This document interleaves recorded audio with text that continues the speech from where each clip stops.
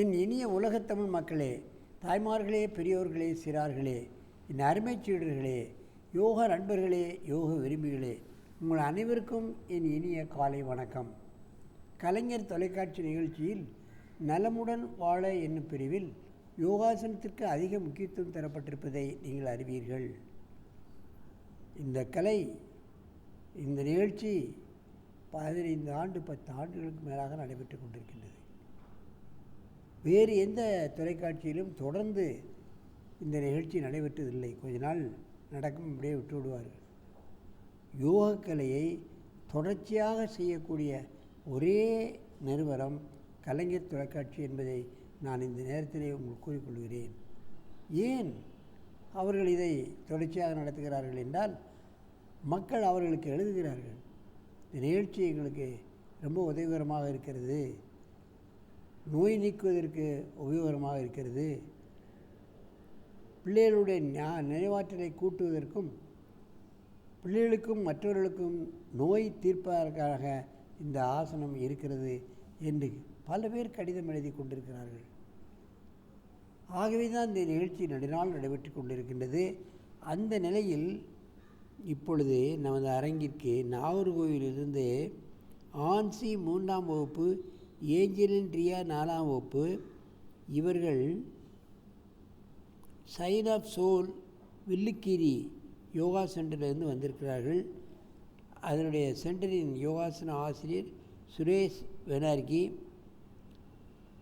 இதுவரை நான் கேள்விப்படாத ஒரு ஆசனத்தை செய்கிறார்கள். அதான் எனக்கு ஆச்சரியமாக இருக்கிறது. ஏனென்றால் நம்ம அகஸ்திய முனிவர் தென் மலை அடிவாரத்தில் தான், அங்கே தான் இருந்தார் என்று இன்றைக்கும் நமது இலக்கியங்கள் சொல்லி கொண்டிருக்கின்றன. ஆகவே நாகர்கோவில் தென் கடைசியில் இருக்கின்ற காரணத்தினால் இந்த ஆசனத்தை அங்கே கற்றுக் கொடுத்திருக்கிறார்களோ என்னவோ என்று நான் நினைக்கிறேன். அகஸ்தியர் ஆசனத்தை அவர்கள் இந்த 2 மாணவிகளும் செய்வார்கள். நீங்கள் பார்த்து அதனை செய்து அதன் நன்மைகளை அடைய வேண்டும் என்று நான் கேட்டுக்கொள்கிறேன். என் நன்மை மாணவர்களே, நீங்கள் பத்மாசனத்தை கலைத்துவிட்டு அகஸ்தியர் ஆசனத்தை செய்யுங்கள்.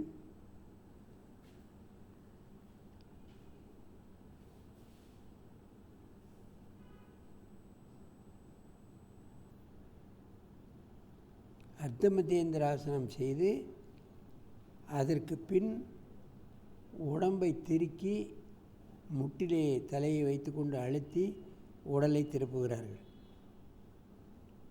இது அர்த்தமத்தியாசனத்தில் முதுகு திருகப்படுவதை விட அதிகமாக திருகப்படுகிறது.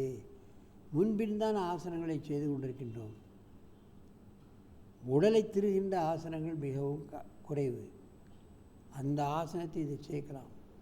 முதுகில் ஏற்படக்கூடிய வலிகள், டிஸ்க் ப்ரொலாப்ஸ், ஸ்பாண்டிலைசிஸ், கழுத்தில் வலி, கழுத்தெலும்பு தேய்ந்து விட்டது, முதுகின் அடி எலும்பு தேய்ந்து விட்டது, இன்னுமே முதுகு வலி, முதுகில் எத்தனையோ பிரச்சனைகள் வருகிறது. ஆகவே டயபெட்டிக் பேங்க்ரியாஸ் சரியாக வேலை செய்கின்றது. இது போன்ற ஆசனங்களை அனுதினமும் நாம் பழகி நிரம்ப பலன்களை அடையலாம். மெதுவாக இந்த ஆசனத்தை நிறுத்துங்கள். இப்போ அடுத்த காலை போடுங்கள்.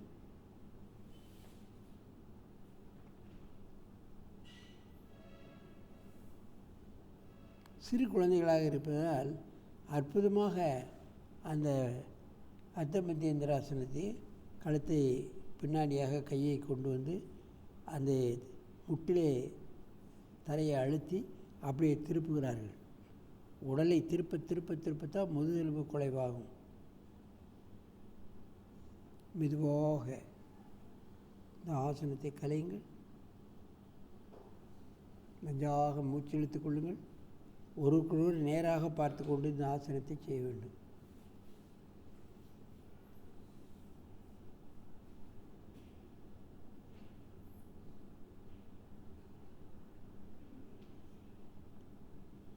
எத்தனை நெளிவு சுழிவுகள் பாருங்கள். கையை தலைவலியாக கொண்டு வருவதை விட மாற்றுக்கால் அதை வழியாக உள்ளே கையை கொடுத்து கையை கோர்க்கிறார்கள். இது கையை கோர்ப்பது என்பதே மிகவும் கடினம். அதற்கப்புறமேல ஆசனத்தை பார்க்க வேண்டும்.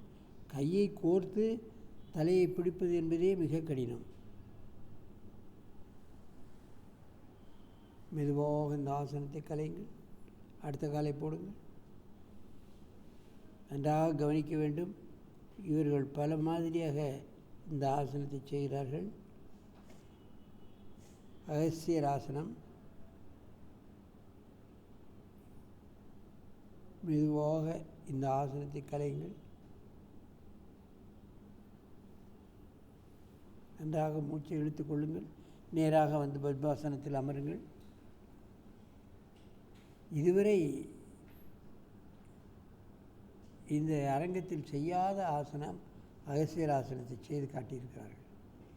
பார்க்கின்ற மாணவர்கள், யோகாசன ஆசிரியர்கள், இன்னவிர பிடி மாஸ்டர்கள் எல்லோரும் இந்த ஆசனத்தை தங்கள் மாணவர்களுக்கும் இதை கற்றுக் கொடுத்து இந்த அகஸ்தியர் ஆசனத்தினுடைய பலன்களை அவர்கள் ஏதுமாறு நீங்கள் பழக்க வேண்டும் என்று கேட்டு உங்களிடமிருந்து விடைபெறுவது ஆசனம் ஆண்டியப்பன். வணக்கம். சபதம் ஏற்போம்.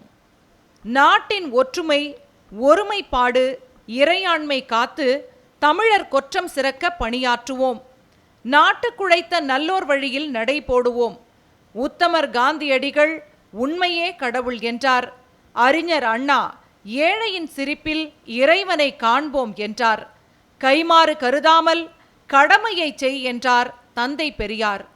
உழைப்பே உயர்வு தரும் என்றார் பெருந்தலைவர் காமராசர். இவர்தம் எண்ணமெல்லாம் தமிழர் வாழ்வில் வண்ணமாக பொலிவுற சபதம் ஏற்றிடுவோம்.